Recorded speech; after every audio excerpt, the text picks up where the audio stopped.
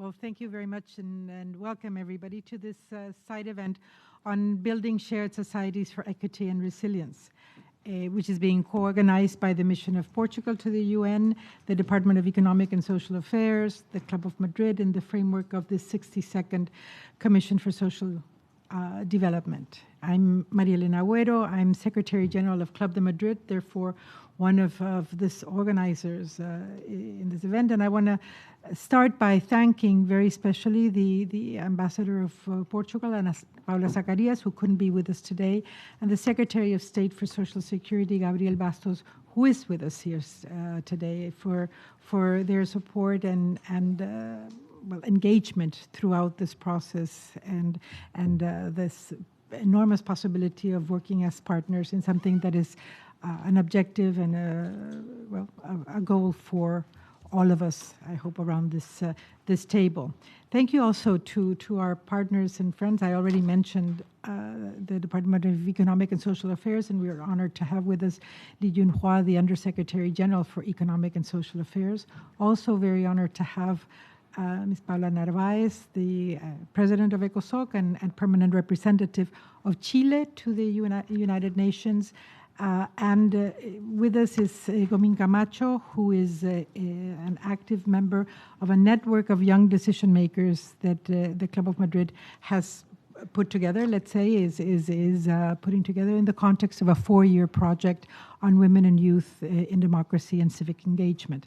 And Gomín, who is from Guyana, has joined us today. You'll hear from her a little later on as well.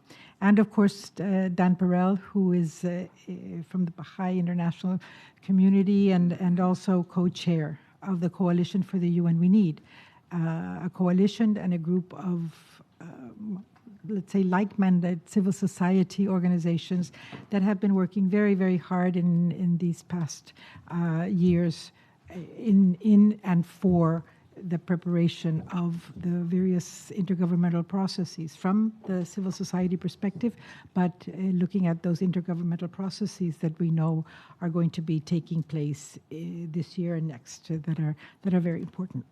Now, and last but not least, to our member and our president of Club de Madrid, Danilo Turk, former president of Slovenia, and also another member of Club de Madrid who is with us, Ambassador Zlatko Lagumdža from Bosnia-Herzegovina, but he's also a member of Club de Madrid, having been Prime Minister of Bosnia-Herzegovina. So thank you all very, very much for being with us today. Just very, very briefly, because I think most of you around the tables and with us today know what the Club of Madrid is. We are the world's largest assembly of democratic former presidents and prime ministers from around the globe, over 120 members, but 125 from 72 different countries. The overarching objective is of the Club de Madrid is to use the individual and collective experience, governance experience, leadership experience, democratic governance experience of our members to support democracy today, to support many of the issues that are of our interest to those of us that are here today, inclusive democratic practice and improving the well-being of people around the globe. Now, the multilateral system, for us, our motto is democracy that delivers, but we also do and have been doing a lot of work on multilateralism that delivers. We know that multilateralism is under perhaps as much stress and strain and mistrust and questioning as democracy, and so we are all very dedicated and working on these issues and trying to see how we can, through the experience and knowledge of our members and the experts and the network of experts that work with us, to also contribute to these processes through inclusive collaboration and cooperation, and thinking that we have to seek those ways of leaving no one behind, of bringing about and generating the means to address the challenges of today, which are many, as we all know.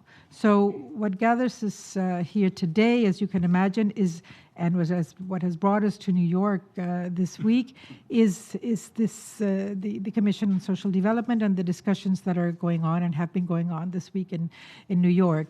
We have been working, and we have a 3-year in our strategy and our priorities, a 3-year program, let's say, to work on the social development agenda, not only at the national levels, but also at the multilateral level, very especially. We use the concept, and some of you may have heard this, of shared societies, and we speak of our shared societies program or priority, and this is to describe a society in which all individuals and constituencies and groups hold a status that is equal as participants in the decision-making process and in the governance, let's say, of their respective countries and units, and that these groups may be free to express their differences while at the same time integrating their voices within the broader population. The shared societies concept, let's say, is also about respecting everybody's dignity and of respecting human rights while providing every individual equal opportunities. So as part of our commitments, as I said, we have this 3-year plan to support the social development agenda at the multilateral level and to engage as much as we can in the various intergovernmental processes, recognizing that they are intergovernmental, but to contribute to with the perspective of civil society and the experience of our members to these multilateral or intergovernmental processes, both in the UN, be it as we know now we're focused on the preparation of the Summit of the Future, but also on the World Social Development Summit in 2025, and on the Pact for the Future, on the Declaration for Future Generations. There are a number of different processes that are going on at the multilateral level and from and within the UN system. But also there's the G20 processes that are going on that we are also following, and of course BRICS processes that are also in the making. So in all of this and the upcoming conference on financing for development, which will also be key and very important, and which, by the way, is going to be held in Spain. So that's another area. Now, in terms of how we address these things, we do it through our projects because we work with Project Logic, but also we have every year we hold a major flagship activity of Club de Madrid, which is our policy dialogue. Last year we held it in Brazil because Brazil was going to chair this year's G20. And this year we plan to hold it in South Africa because South Africa will be chairing G20 next year. And in this concept and this work around the social development agenda, last year we focused on social development for people and planet in Brazil when we held our meeting there with a good number of our members and many experts and Brazilian authorities. And this year we will be focusing on financing for development in South Africa. And so this bringing all of these ideas and hopefully recommendations and proposed actions to the intergovernmental process where the member states of the different organizations will be making the decisions. So this is the primary objective of this side event, to share with you some of these ideas, to listen above all to our partners, Mr. Lee, Ambassador Paulo Narvaez, and our Portuguese Secretary of State, Gabriel Bastos, and to listen to all of you as well. So thank you very, very much for joining us. And Dan, I'll pass the floor on to you. Thank you so much, Maria Elena. I will say thank you for making the introductions, which takes one item off of my to-do list. But you did say last but not least, and that always makes me wonder who is least. And I look here, and it's clear that it is I who is least. So I'll try to keep my remarks quite short. I had the privilege of joining this Shared Societies gathering that Club de Madrid hosted in Brasilia in November. And when I was there, I offered this quite simple idea. When I think of shared societies, I think of my daughters, one of whom is in first grade, the other's in third grade. And I think about the lessons you learn in kindergarten, about just doing unto others what you want them to do unto you. That's shared societies. It's actually quite simple. And yet, we know that it's actually the source of many of the challenges we have. But the reality is that if our societies were truly shared, then as a matter of conscience, we would not have the injustices that we see today. So poverty increases in the past 5 years, while the number of billionaires quintuples. Countries are spending 25% of their gross national product on debt servicing, which is 30 times the amount that they spend on climate mitigation. There's an increase in violent conflict to the highest rate it's been in 30 years. These would not exist if we had a community of shared societies. And the SDGs, they represent a roadmap to overcome these injustices, and they're something to which we must remain committed. But I fear sometimes the focus of the SDGs is very much on the downstream, the outcomes that come at the end of these upstream causes. In other words, the SDGs are often, in my mind, treating many of the symptoms of the challenges we face, and the root causes are actually quite deeper. And that's why I think this Shared Societies project is so important. It's trying to address those deeper issues. Poverty, extreme wealth, climate change, and violence, these are actually representations of the lack of sharedness in our societies. They're the results of certain choices that are made, but the inverse is also true. Norms of mutual support and reciprocity, these can be a powerful way, perhaps the only way, to overcome those truly global challenges. So I'm really looking forward to the event we have today, a set of stellar speakers whom Maria Elena already introduced. I know that a number of them have to leave this meeting early, which to me, I take as a compliment because it means that they've made great sacrifices in very busy schedules to join us today. So thank you very much to the three of you, to the other two as well who are staying, of course. But we will turn the floor first to the Undersecretary General, Mr. Li Chunhua. And there were two questions I was asked to provide to you. First is about your department's portfolio, which covers the 3 dimensions of sustainable development. What do you see are the key policy levers to building inclusive and resilient societies? And then second, how can economic development initiatives be structured in a way that actually also promotes social integration? So these two things aren't sort of competing as we perhaps have seen. Thank you so much. Well, thank you. Thank you very much for posing these 2 questions to me. I hope that I could share a bit of my own perspectives with the colleagues here. But let me say that, let me start by thanking State Secretary and also President Danilo Turk for your leadership for this event to bring the focus on this very important issue that's building societies with resilience and inclusion.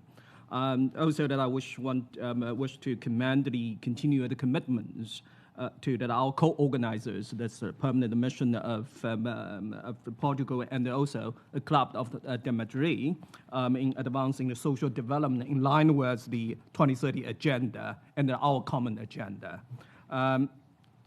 Also, I want to make my gratitude to Madam President of ECOSOC and also the moderator and the presenters.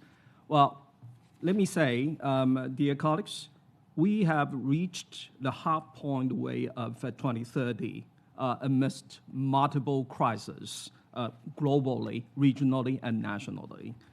And global inequality persists, and in some cases even deepened. And as the humanitarian needs intensify, the impacts of the climate change continue to debilitate the countries and communities.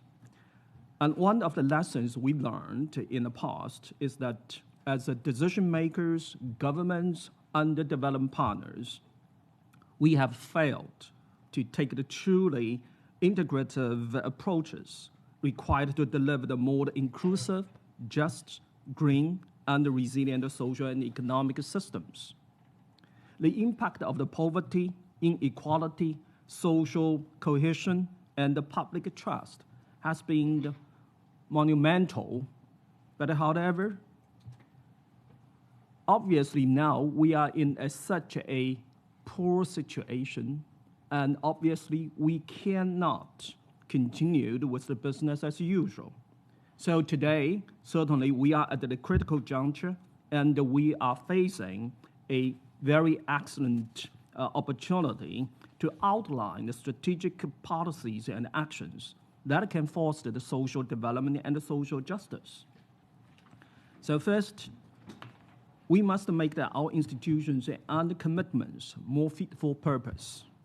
The Summit of the Future will provide the opportunity for member states as well as all the stakeholders to sign on a pact for the future and to reimagine the global governance for the 21st century, ensuring its capabilities to address the new and emerging challenges. And Summit also will provide or aimed at accelerating actions on other important initiatives, as Mario just now listed, not only for this digital compact, a global digital compact, and also the Declaration on the Future Generation. And if I may, please also bear in mind how we could move the needles for this SDG stimulus. It's on financing. It has been endorsed by the General Assembly last year by the leaders. So all those initiatives that can enhance national policy space and also support capacity building, especially for the Global South, to deliver the policies we need. And also, looking forward, looking ahead, we must not lose the sight to the long-standing commitment, which would enhance the progress if properly implemented. We must keep in mind the unfinished business of the 1995 World Summit for Social Development, which actually committed to all of us to the pursuit of the people-centered development and affirmed the centrality of the poverty eradication, productive employment, and the social inclusion. So in this connection, the strengthening of the social protection stands out among such long-standing commitments. And Secretary General included social protection paired with decent jobs as one of six key investment pathways for cross-cutting policy actions towards achieving the SDGs. The universal social protection could help ensure the income security and support over the life course. Let me give you an example. Estimates from the Asia and Pacific shows that a basic and a modest package of the universal child, disability, and old age benefits could slash poverty by 42% and significantly increase the access to the other basic opportunities. The countries who embarked on this scheme, like Mongolia, Sri Lanka, and Thailand, poverty would drop by 60 to 80%. So universal social protection is not only a wise investment, nationally speaking, but it also an affordable one. The cost for this basic package would range from 2 to 6.1% of the GDP in all those countries, well below the global average of the 12.9% of their GDPs. Furthermore, closing social protection gaps within a country and between the countries can help to rebuild the trust in public institutions. That's critically important for all of us, for all the multi-stakeholders. So colleagues, economic and social progress certainly must advance together and strengthen each other in order to deliver the 2030 agenda and enhance and ensure equitable, just, and inclusive progress for all. By taking the integrated approach to the policy making with the people's well-being at the center, it is still possible for economic policies to simultaneously promote economic growth and social integration. Let me also give you another example. More progressive taxation was increased in the marginal tax rates for highest 1% of the income earners will help improve the public revenues, while also reducing the inequality and increasing the social justice.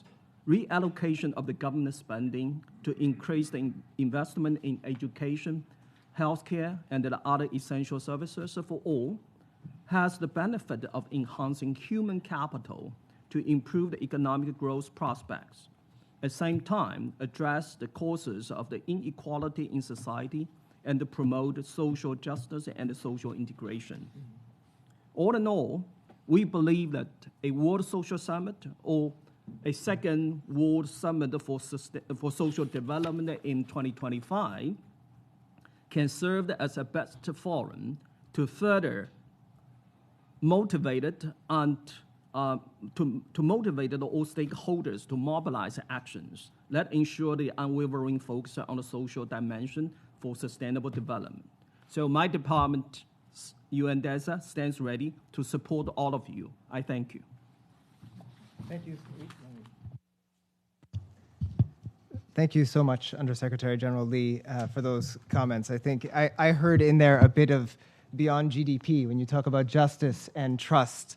It speaks to these deeper principles that I think we're all seeking. So let me turn straight away to Ambassador Paula Narvaez, also, as you've heard, the president of ECOSOC. And before giving her the floor, let me just offer my condolences on the untimely passing of President Piñera, who also is a member of Club de Madrid and was with us in Brasilia as well. So the two questions that we have prepared for you are, as the president of ECOSOC, hosting the special meeting on the future of work in January, how can we harness the opportunities that the current changes in the labor market bring to make this market more inclusive for all communities? And then what strategies or policies would you recommend be implemented to ensure that, in particular, women and marginalized gender groups actively participate in and benefit from social development initiatives? The floor is yours. Thank you so much. I'm sorry. Thank you so much, Dan, for your condolences. We receive it, and we really appreciate the international solidarity on this tragic moment for our country, for the passing of President Piñera, but also for the wildfires that we have had these years that have killed hundreds of people, and most of them, all others are disappeared till today. So thank you so much for this. Let me also thank Club de Madrid for organizing this event, and let me also express the honor that I have to be here with Mr. Danilo Turk, president of the Club de Madrid and former president of Slovenia, with Mr. Lee Junhua, Undersecretary General for Economic and Social Affairs of the United Nations, Mr. Gabriel Bastos, Secretary of State for Social Affairs of Portugal, Mrs. Gomin Camacho, CEO of Ethnic Relations Commission of Guyana, and you, Dan, for co-chair of the Coalition for the UN We Need. That's a very good endeavor. Excellencies, distinguished delegates, ladies and gentlemen. Dan, you were asking me about the experience or the contents that we discussed during our special meeting in Santiago. Let me first say something that it's important to understand. Why we had a special meeting of the ECOSOC in Santiago. I think that's also important for shared societies initiatives. I mean, the necessity to bring one of the main organs of the United Nations outside New York and have a discussion from the field, from the South, from a developing country. It's also crucial to understand better how the 2030 Agenda, for instance, is being implemented in a specific context. I think that's very, very important message. And it's also one way to reinvigorate the capacity of the ECOSOC to address the economic and social dimensions of development.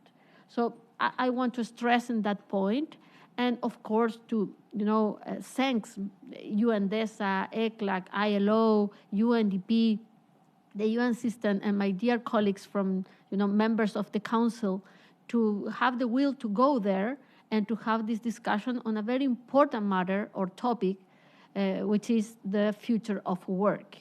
Because in work, I think that we can concentrate many of the concerns that people have. Work is something that the entire humanity needs to live.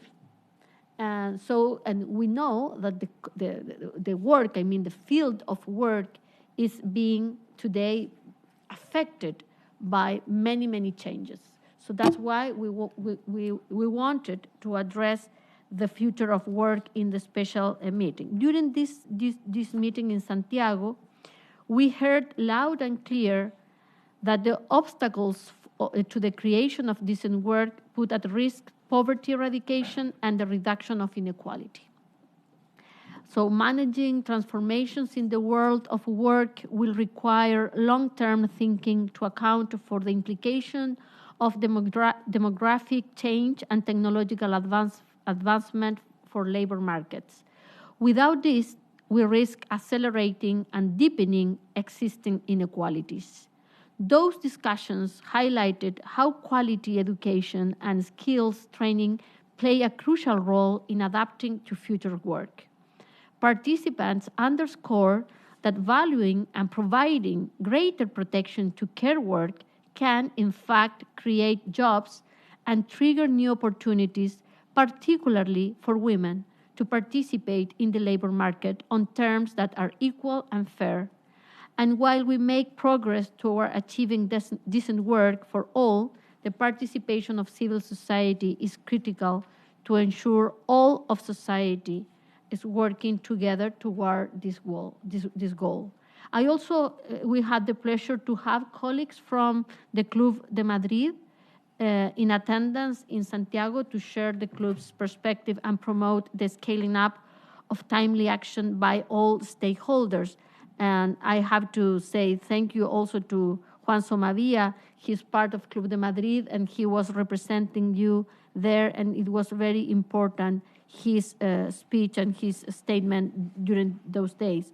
And regarding your second question that is also related with the one that the answer that I already made, I want to stress the necessity of social protection policies that play a crucial role in ensuring the well-being and economic security for all members of society.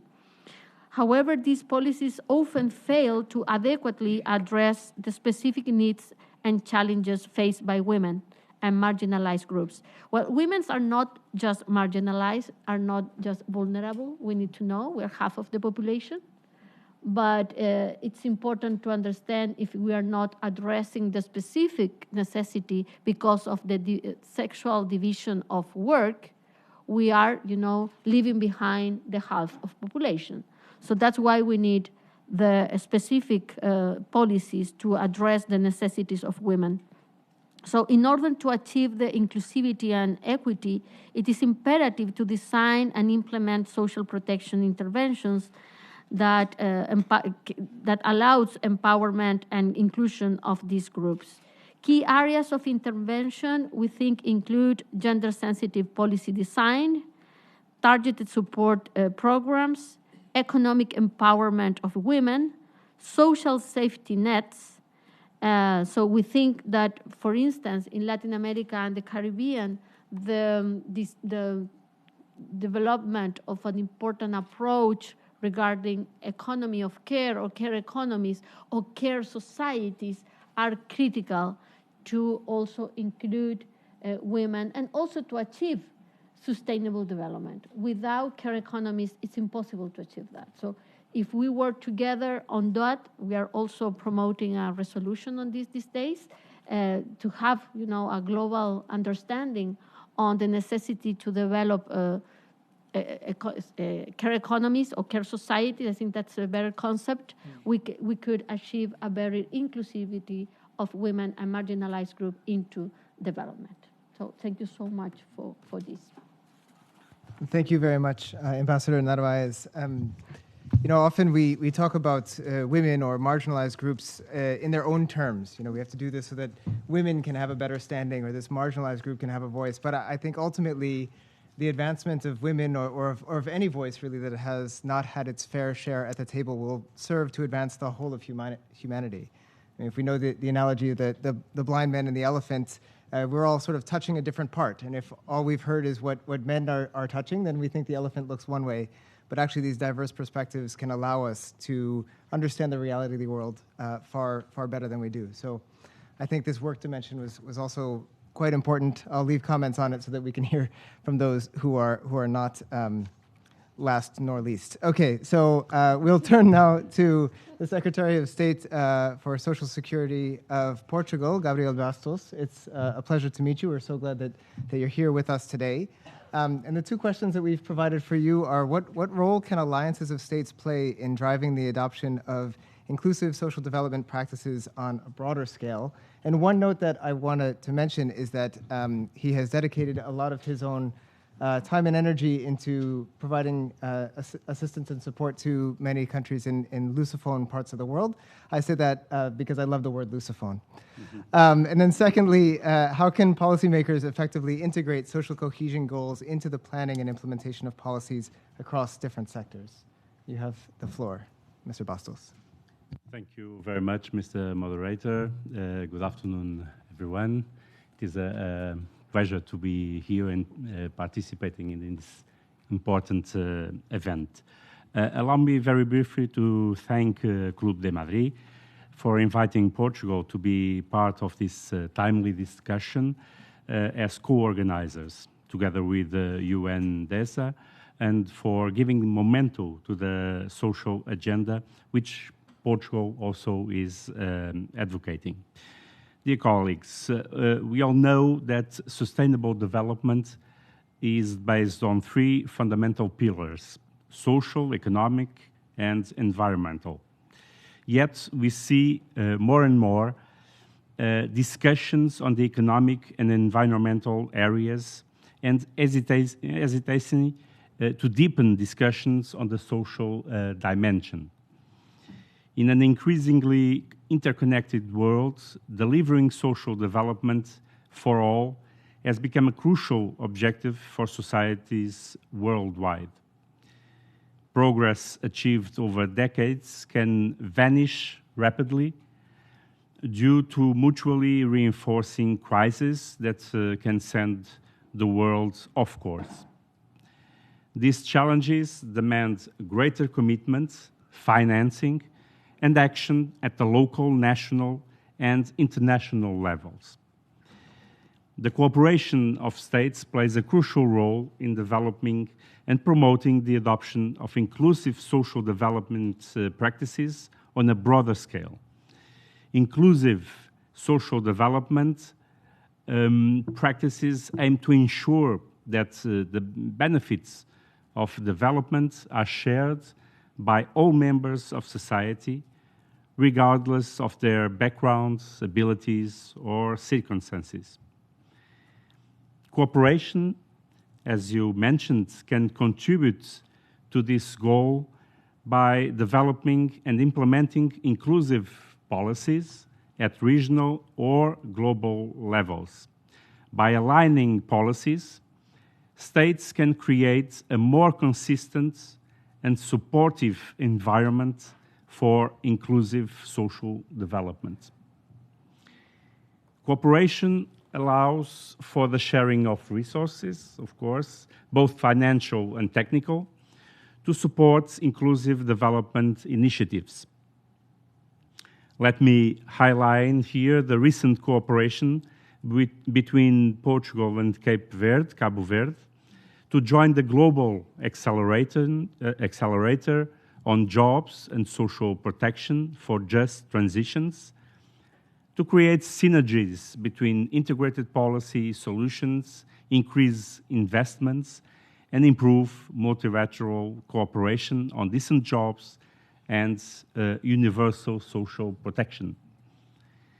The support from Portugal to this project is focused on capacity building and skills development, especially in strategic areas such as youth employability, digitalization, energy transitions, civil construction, metal working, and tourism.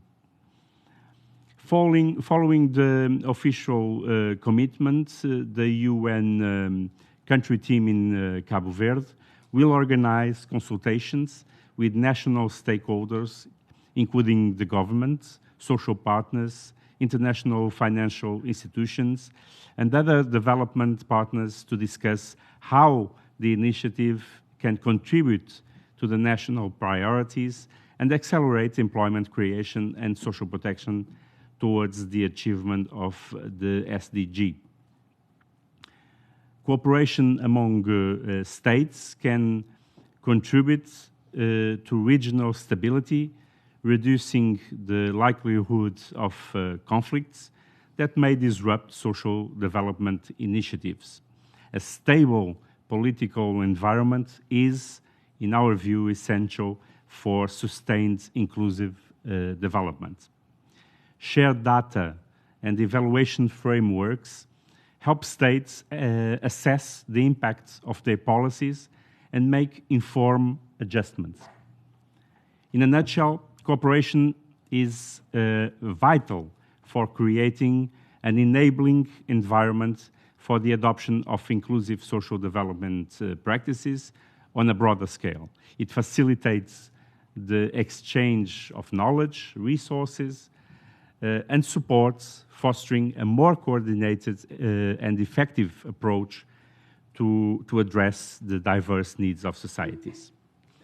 Dear colleagues, to integrating social cohesion goals into policy making, we need strategies and partnerships. And to do so, we must involve communities in the policy-making process to understand their needs, values, and concerns.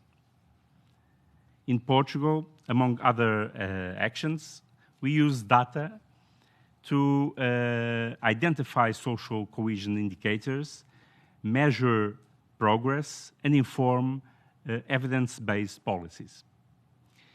We are designing policies that consider the needs of all social groups, reducing disparities and promoting inclusivity. We develop mechanisms for addressing and resolving conflicts to prevent social fragmentation.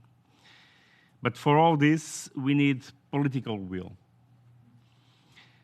Successfully integrating social cohesion goals into policy making requires a multidimensional and adaptive approach.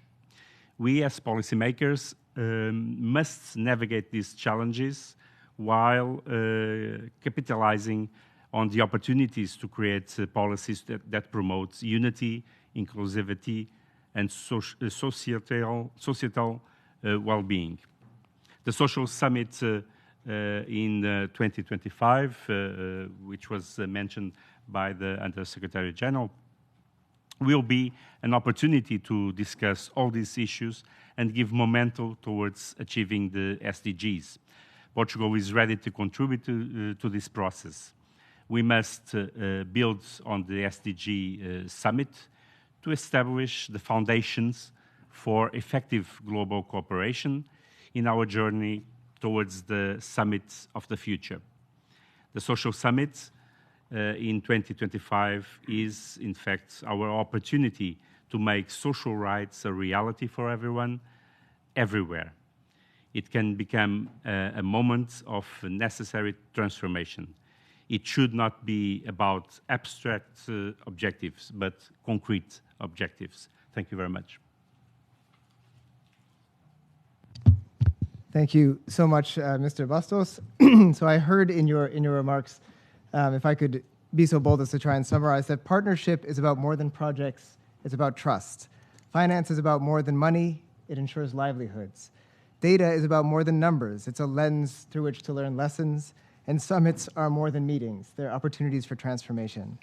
I really appreciated those remarks. I also understand that a number of folks have to leave due to prior commitments. Please feel free to go or stay as you wish. We won't take it personally either way. But now you have the opportunity to do so. As I pass the floor to Ms. Gomen Camacho, who I had the pleasure of meeting also in Brasilia. And you read her bio and you think these things about employment and all of this, but the bios don't really represent the kindness of a person or the warmth that they exude. So that is also a part of her qualities that I think is just important to share. So the two questions for you are, how can national education systems be designed to foster social cohesion, and what is the role of education in breaking down some of the barriers to inclusivity that we've seen? And then secondly, in your role as the Chief Executive Officer of the Ethnic Relations Commission of Guyana, what strategies has Guyana implemented to ensure the meaningful participation of all ethnic and cultural groups in decision-making processes? You have the floor. Thank you so much, Dan. Quite inspirational contributions from all the previous speakers. Thank you. So, as we all know, education is usually one of the most important pillars of bringing any society out of poverty. And while levels of poverty may vary in different countries, they still exist in many parts of the world today, Guyana being one of them. And while education allows for the opportunity of upward mobility, it's important to acknowledge that it's important to realize that universal and access to education is just as important. So as a first pillar of that, you must first ensure that countries have access to education. And when we speak of inclusivity and justice, we often think of, for example, the indigenous communities based on their geographical location in Guyana, for example, in remote parts of the country, do not have the same access as those in the cities, and that applies for many developing countries as well. So first and foremost, that is one issue, like countries like mine, working to address to ensure that the younger population, the children and youth, have access to education. And while education is free in our country and it's universal at the primary and secondary level, it's still a level that we need to strive to ensure that we achieve. Bigger than that is that education and the school system and the education system is, because it's a formal setting and it's already a captured audience of young people, it allows for you to incorporate these principles of inclusivity, of social cohesion into the school curriculum. And I'll touch a little bit on my role with the Ethnic Relations Commission, in that we, as in any topic you're trying to include in a school curriculum, it takes time. It's quite a lengthy process to get into that system. But of course, it does not prevent you. And us at the Commission, we are already getting into schools and taking those principles with us, ensuring that the young people understand. Like in Guyana, we have 6 different ethnic groups, and we ensure that, and of course, maybe 6 different religious backgrounds as well: Hindu, Christian, Muslims, Baha'is, and so on. So the more we are able to educate the young people of the differences of each other, they're more tolerant, and they're able to accept these differences. And we find that usually when there is a lot of intolerance, it's due to the lack of education. So once young people have this knowledge, it's the most important tool to defeat the intolerances against religion or racism. So that is one thing happening with the education system. If I can just come a little bit closer to some of the work the Commission is doing to ensure that there is inclusivity at the national level. First, with the establishment of the Ethnic Relations Commission, that was done through the Constitution. It was birthed out of some very bad times during an election period, hostilities during during election times, racial conflicts, and so forth. So the Commission was birthed out of that, but enshrined in our Constitution. And what that does is that it neither serves the interests of government or the opposition. It is an independent body, and the representation on that commission is completely independent, in that the civil society groups that are represented on that body, they are able to make contributions and make representation, whether it be from the Hindu community, Indian community, African community, especially the indigenous community, which is usually a marginalized community. They're able to bring the issues to the forefront and to represent them in a meaningful way. And what the Commission does is it reports to Parliament. So those issues are raised and ventilated there. Another way is the composition of Parliament. To ensure better representation in the elected officials that sit in parliament, they need to ensure that it's representative of the ethnic groups of the country. Because in order for anybody to feel they're being served, they need to know that their issues are understood, and they can look in parliament and see somebody that is indigenous or African or Indian, and know that they can identify with their issues and their backgrounds. So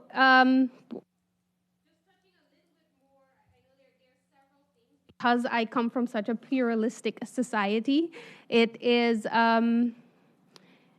quite diverse, the amount of initiatives that we need to find creative ways to ensure that the different ethnic groups are working together and working towards a meaningful goal, and there isn't impartiality in the development or the social systems and the distribution of state resources.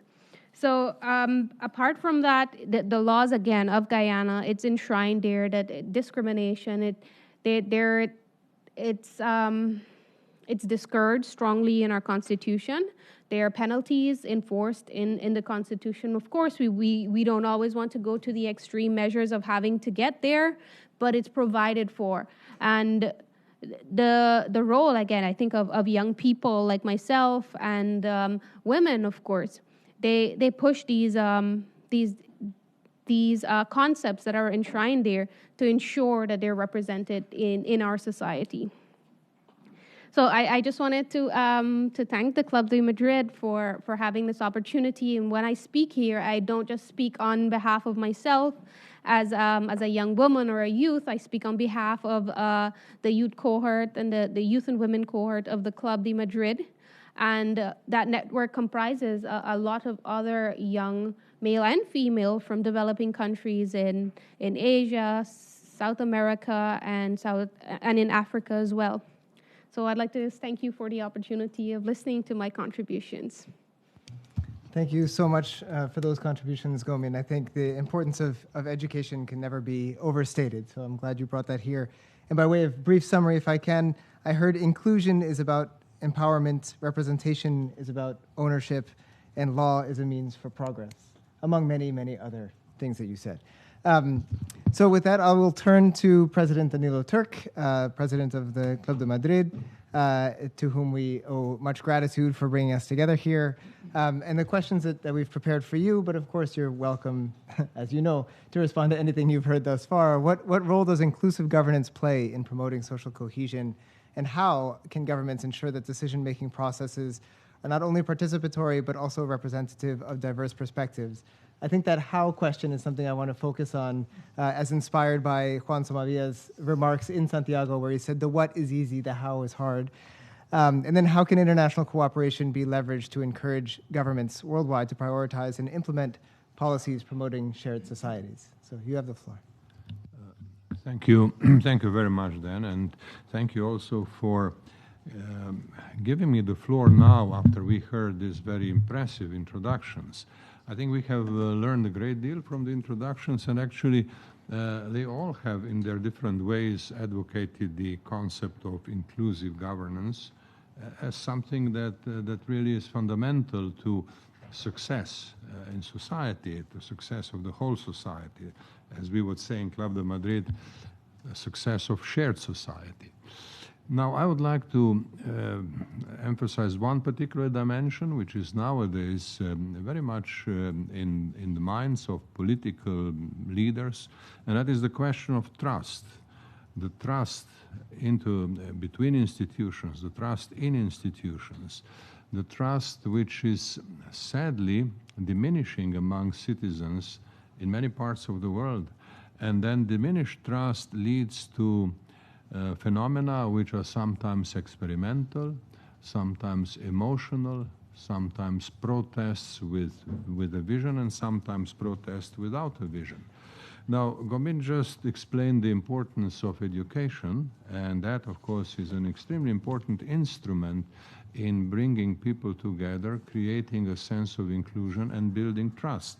So I think one has to constantly asking oneself, does the governance of a particular country or a particular system comply with the necessary criteria that would create trust or that would maintain trust?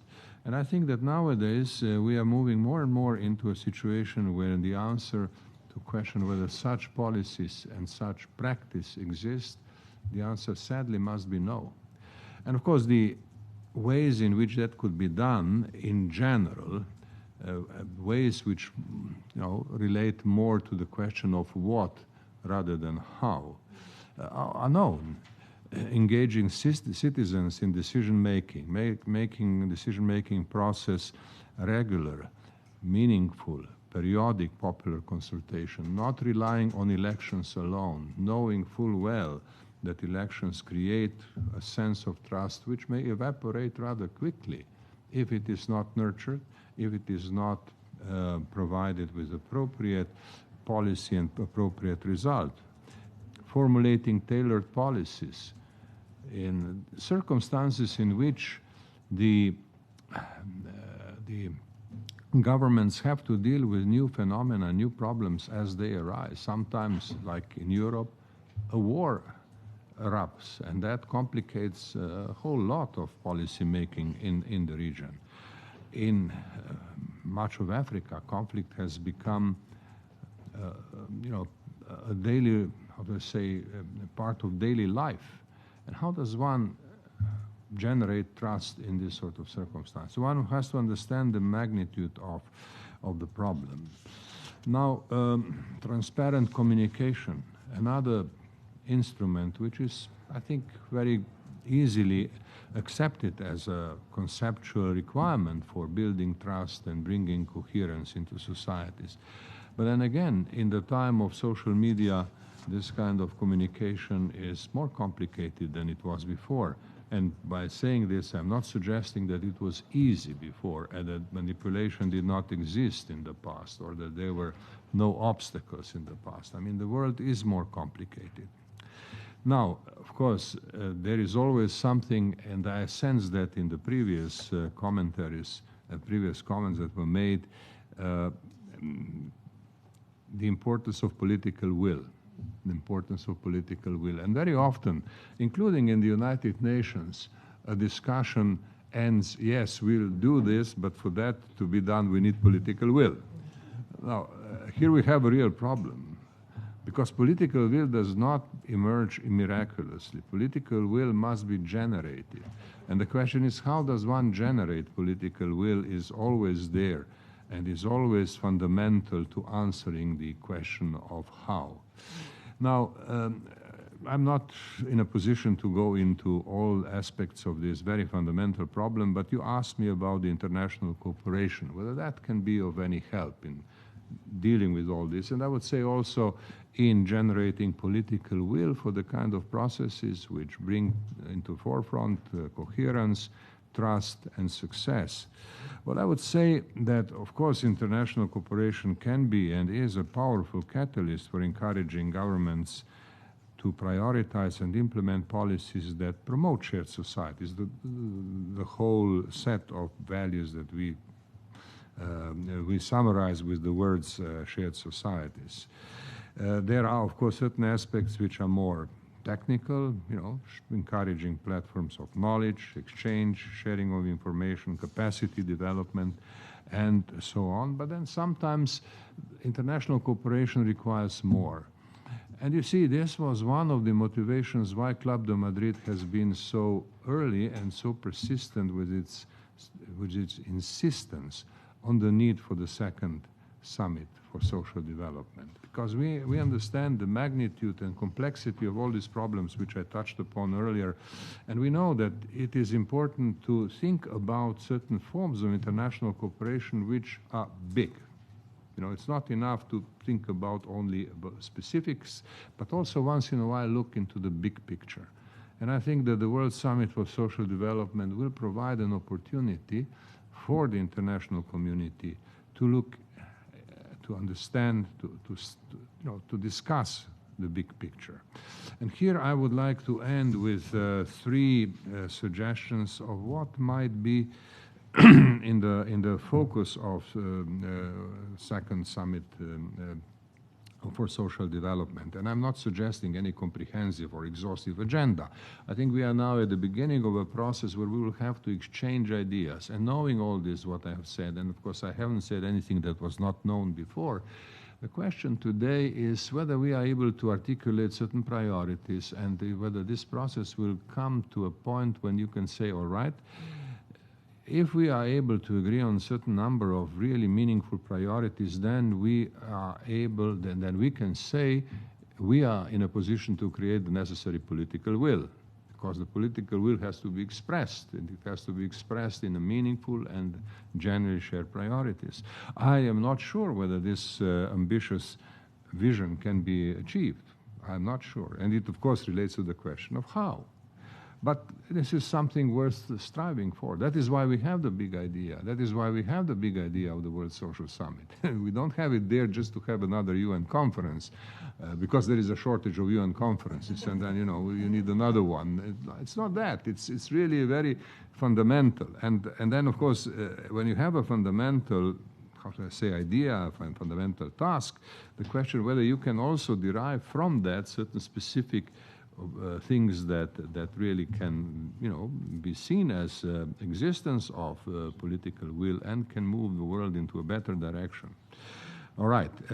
Some of these things are not new. None of them is really entirely new, but they will be an important test. Let me just, by way of example, mention three.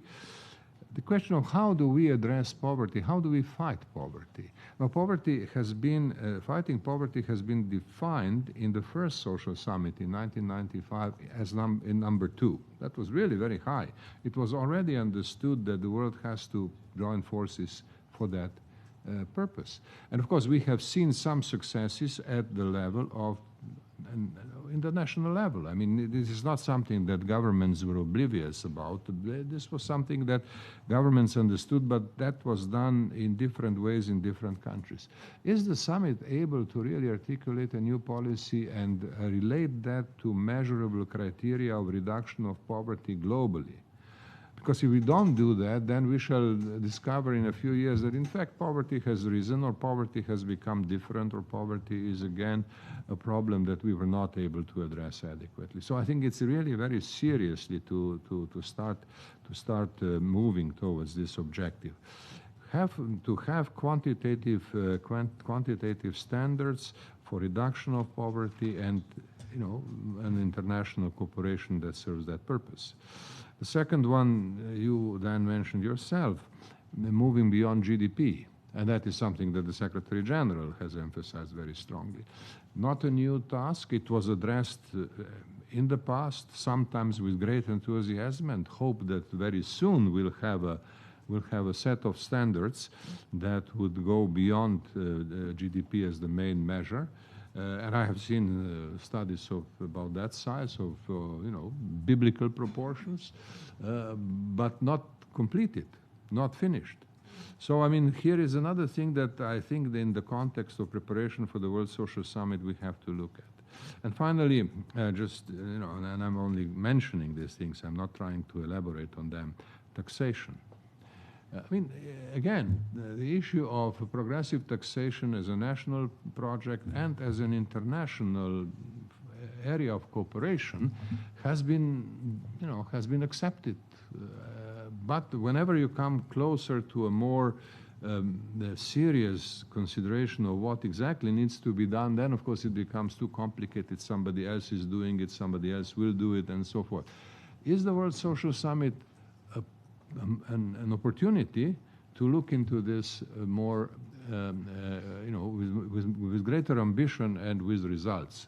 Now, I have mentioned things which I believe belong to our discussion today and to the preparations of the Second World Social Summit without I'm taking advantage of the fact that I'm not asked to give a systematic set of priorities. I'm asked simply to reflect on the questions that were raised. And of course, they all lead to this fundamental question of how, and if we start discussing this question of how, then of course you come to this very well known and very urgent tasks that lie ahead. Thank you. Thank you so much for those remarks, President Turk. For those who are insiders in the UN, you know that there's a 5th committee of the General Assembly where every resolution goes for PBI, programmatic budgetary implications? What is the price tag of this? When you started out and you were talking about, does the policy lead to increased trust? I could imagine a seventh committee that evaluates every resolution, and it's a trust committee. And if it doesn't increase trust, then it doesn't pass. I think it'd be very interesting. I also thought your three suggestions, were really spot on. So what we'll do is we'll open the floor, but perhaps as you're thinking about your questions, I will provide the 17 principles that I heard to match the 17 SDGs, though it's in the social development context that the five panelists mentioned. So think about your questions, and here's the 17 things I heard: trust, justice, investment, equality, education, protection, so social protection, care society, partnership, stability, political will, unity, inclusion, social cohesion, representation, good governance, communication and transparency, and then coherence. I could imagine if these were the 17 SDGs, we'd have maybe a different looking world than what we have today. So I'm very grateful to the panelists for your contributions. And I'm curious if there are any questions or comments, and I know you have to take your leave. Thank you so much for staying to the end of the interventions. But actually, if there's something more you'd like to contribute before? No, I just want to say thank you and for the opportunity, but I think all these conversations are so important in the moment that we are living. And the importance of this kind of a change can make the difference. And the dialogue and the capacity to build the momentum that we need before the summit of the future to, I think, relaunch something new about multilateralism, a multilateralism that can deliver for people. And that's very related with trust, because if we are not delivering for people, it's impossible to build trust. But that needs to be, done every single day in our task here within the UN. And I'm so happy because from ECOSOC perspective, the engagement with civil society, with other stakeholders, is key to open the UN. We know that this is an intergovernmental space and it's important to be that way, but it's not possible to build something sustainable if we are not talking with others. So thank you for this, because this is an opportunity to do so, and looking forward to continue working in all these ECOSOC cycle, Youth Forum, FFD, and HLPF, of course, in next July. Thank you so much. Ambassador Narvaez. Yes, thank you. Thank you. So the floor is open. Are there questions? That gentleman in the gray suit. I just want to thank all of our speakers. I'm aware I'm only speaking to 40% of them left now, but all were wonderful. My name is Mark Scheffer. I am also with the Baha'i International Community, along with Dan, but I am not a plant. He does not know what I'm about to say.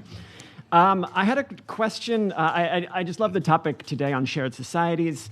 I had a question, I guess, kind of about polarization and division seen in so many societies today.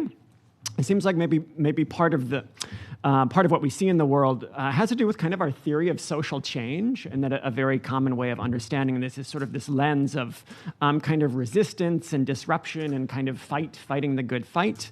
And it seems like often in practice, this kind of amounts to or can result in kind of identifying the dangerous other and working to defeat them or defeat their harmful policies.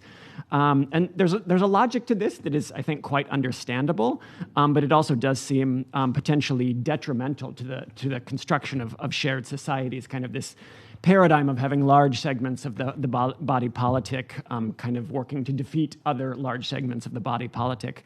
So I was just curious how the speakers thought maybe this dynamic might be addressed in general, and maybe particularly if they thought sort of paradigms of social change or social progress that are not grounded in opposition or confrontation.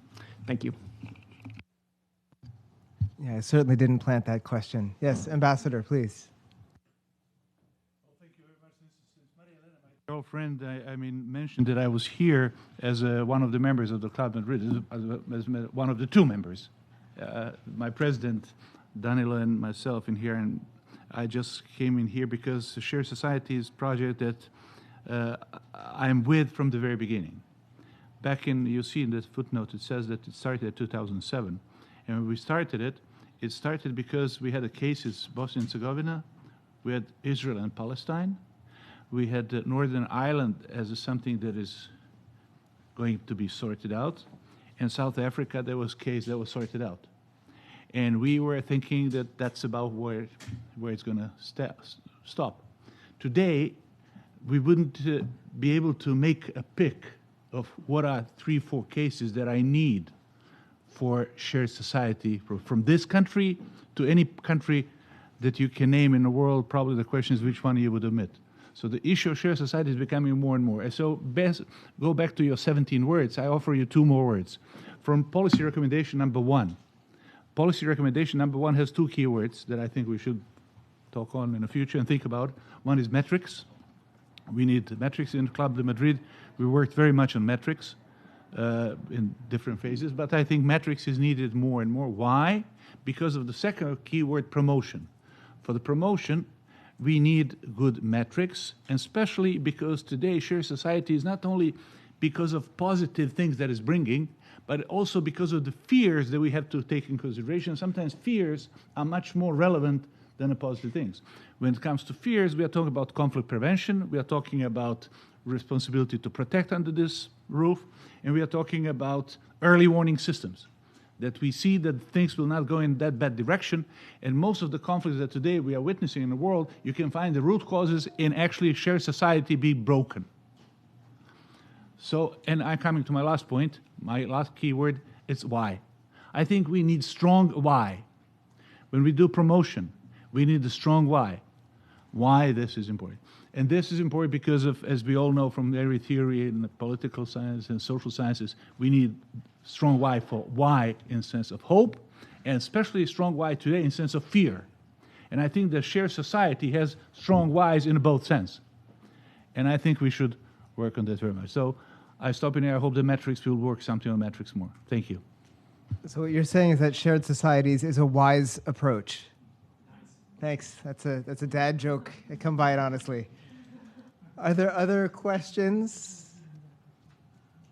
Comments? I don't know if colleagues from the panel or Maria Elena would like to offer thoughts, reflections, please. Okay. No, thank you, Dan. I think that what you were saying, Schaefer, I think that is at the very heart of shared societies, as Ambassador Lagumja was just saying as well. I mean, the polarization and fragmentation, because we're living both things at the same time, and that is what makes it even more complicated. And Dan, you mentioned the idea of root causes. When we started working on the Shared Societies project, it was really as a result of the work that we did on democracy, terrorism, and security, the summit that we held in 2005, and when we were looking at the root causes of terrorism or violent extremism, the idea of the polarization, of the division, of that confrontation that Ambassador Lagumja was referring to, that was all there, and that's what brought us to start thinking, okay, so what can counter that? What is needed in order to go beyond that and to move from this sense of exclusion to a sense of inclusion in society? And there are very many different angles to this, and I think, as has just been said, we see many evidences today, in terms of the conflicts that we live and that we see. But what is important is to be able to bring these reflections and these ideas to the policy level. How can we bring this to positive policy change? And that is what we need, both at the national level and at the multilateral level. And that's what brings us together here as well.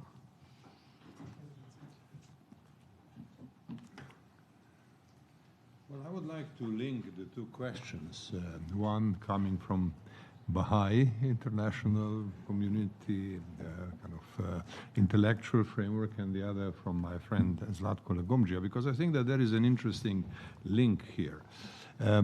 First, obviously, polarization is not the same thing in every society. I mean, there are different causes of polarization. There is a different intensity of polarization. There is a variety of aspects that have to be understood if one really wants to tackle the question of polarization in a particular society effectively. In many societies, of course, this has to do with religion, this has to do with ethnicity and so forth. But these are still very general concepts, and I think that one has to be really very careful in figuring out what drives polarization in a particular society. And obviously nowadays, and Club de Madrid is part of that, we are all, one way or another, committed to democracy. Democracy implies pluralism. Pluralism implies competition and confrontation, and that confrontation is sometimes not easy to manage, and that can become, if applied unwisely, also an independent source of polarization itself. So you see, the complexity is here. But as my friend Zlatko Legomdžija explained, the question of metrics is really quite important. It would be interesting to see if some, let's say, proposal showing possible methodological models can be discussed at some point. Ireland was mentioned just in passing. Well, Ireland has 700 years of history of polarization. 700 years, and it was only very recently that things started to move in a space where polarization is decreasing, or temporarily, and then erupts again, and so forth. So let us not underestimate the complexity of these things, and let us try to have methodological ways, such as metrics, as Zlatko was saying, that could help us. So that would be my reply to specific questions.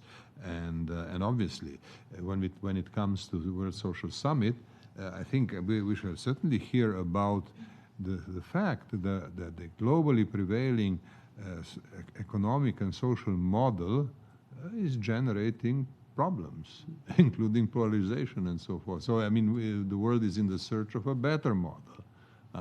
Do we succeed in that? Are we likely? Is it possible to succeed it? Well, let's see. I remain hopeful.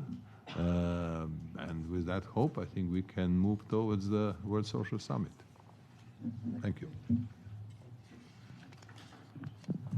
Thank you. So just to summarize today's comment, do you want to take the question first? As okay. you wish. Yes, please take her question first. Is it all right? Thank you so much. My name is Yoshiko Shared from Asia Initiatives, headquarters here in New York, a very small organization. But I just want to ask the president of the Turkey, how do we express poverty he mentioned? And then one of the suggestions that he made was articulate the number of meaningful priority criteria. And so, when you actually look at the conflicted countries, conflicts, and also the wars. Those countries tends to have very, very low GDP. That is one of the criteria President mentioned. So, talking about eradication of poverty, we should be focusing on how could the member states can focus more on this issue in terms of how to empower these countries to develop their economy, because sustainable development cannot be developed without economic development. So is there any way of improve that kind of area more so that the member states can get together to prioritize that topic? Thank you.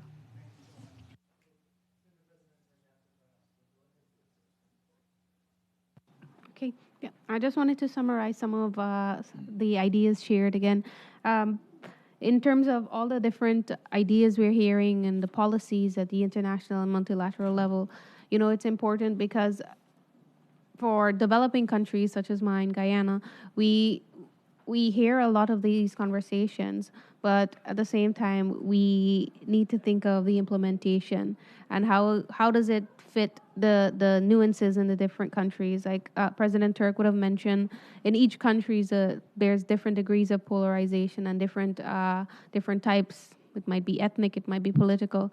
And of course, at the multilateral level, we need to understand what suits a local level, and we need to involve the players that can implement and push towards more inclusive and shared societies. Yeah. Thank you. So President Turk, before providing you the closing, perhaps, remark, because we are coming up on the end, I want to just offer two quick further thoughts that came up. One is this simple phrase that you said that I think is actually quite profound, which is that the world is in search for a better model. And I think part of search requires a bit of detachment. And I think that's actually a first step that we really have to take. What are we prepared to detach from the present model in order to find something that may replace it? And I think one way that this relates to the question that we heard from our colleague over there is about just thinking creatively. The SDGs right now are framed in such a way that if a country is falling short, then it is somehow impugned or blamed or held accountable for its shortcomings. But much of the reason why many countries are falling short is because the international environment is not a proper enabling environment. So if country A falls short in an SDG, it actually is essentially the shortcoming of all other 192 countries as well. And that would be true universal agenda, whereas the universal agenda we have is where everybody has to achieve the same thing.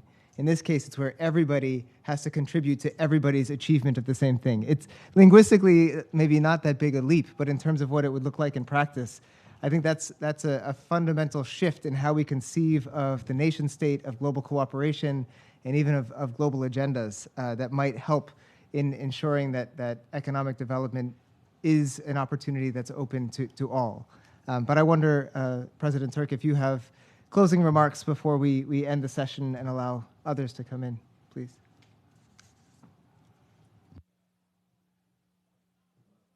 I think that I should make closing remarks in any formal meaning of these words, but I would be happy to comment on the question of detachment and how does one come to this mental situation in which an alternative economic and social model could be discussed. And that, I think, requires, I believe, one of the things, a critical thing in my opinion, specific alternative proposals. Something that you can say, all right, let us compare. Let us compare. I mean, if one looks in retrospect, there was a time some 30, perhaps 40 years ago when certain specific models of international cooperation, bilateral investment treaties were proposed, and they were an alternative model to what existed before. And obviously that proposal very quickly gained a great deal of support and has actually generated a model of international cooperation that is different from the one in the past. So that detachment per se is not enough if it is understood only in a kind of intellectual, academic sense. It has to be accompanied with alternatives. And those alternatives, I think, have been emerging. There have been discussions about that, and they now have to be articulated in terms of specific proposals. What are the alternative proposals to what we now have? Secondly, on the question of poverty and how international community actually treats countries that are not performing well. That's a very important question because we live in a world where there is such a thing as mentality of punishment. We have a lot of that in various forms. I mean, the most radical side, of course, are sanctions, which are provided for in the UN Charter as well. You know, sanctions are possible as a reaction to aggression, for example, and other things. And one cannot say that sanctions are a completely wrong thing. I mean, they're not. But if one thinks about how the international debate about human rights has developed in the last 70 years, you would see that from a fairly cooperative model, which was in the initial philosophy of human rights, we have moved towards a place where the dominant question is violations. Do we see violations? If we see violations of human rights, we have to think about sanctions. And this sanctions model, this mentality or this punitive mentality must have its limits. Now, how to bring that into a kind of the proper limits, that requires really further thinking and specific models for cooperation in the future. This is just to react to some of the latest comments that were made, and I don't want to go any further. Thank you. Well, thank you so much. Thanks once again to the mission of Portugal, to UN DESA, and to Club de Madrid for this event and for entrusting me with this small responsibility of moderating a panel that gradually dwindled. But it has been a really robust conversation. I'm really delighted to have had the opportunity to listen to our excellent speakers and to you all with a few additional comments. So I wish you all the best for the rest of this Commission on Social Development, and a happy lead up to the World Social Summit in 2025. And the others. And the others, whatever they may be. Thank you so much. Thank you.